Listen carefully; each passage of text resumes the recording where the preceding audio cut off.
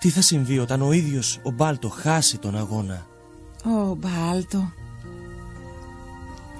τι κι αν ήρωας δεν είσαι, σε χρειάζεται κοντά η αγάπη που του δείχνεις, μονάχα αυτή μετρά.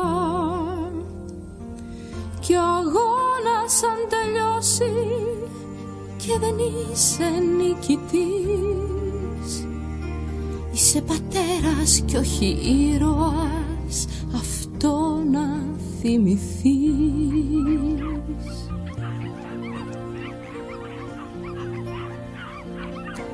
Τι κι αν δεν νικήσεις, αν όλα τα έχεις δώσει, πίστευε σε σένα κι αυτή η πίστη θα σε σώσει.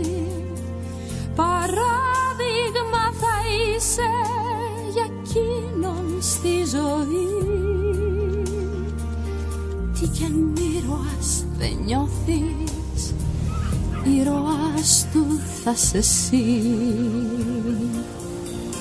Ο γιος σου θα δεις πως τα πάντα μπορεί,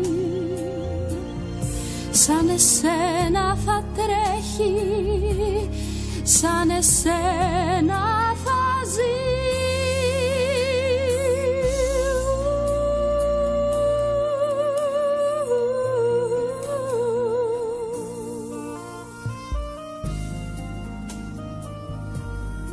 Ό,τι και να γίνει Μπάλτο, θα είσαι πάντα ο ήρωάς του.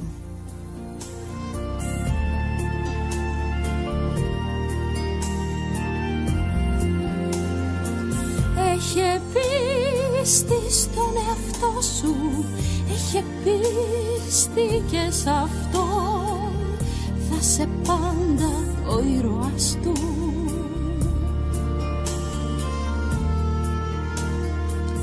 Θα σε πάντα ο ήρωας του, μη σε νοιάζει λοιπόν.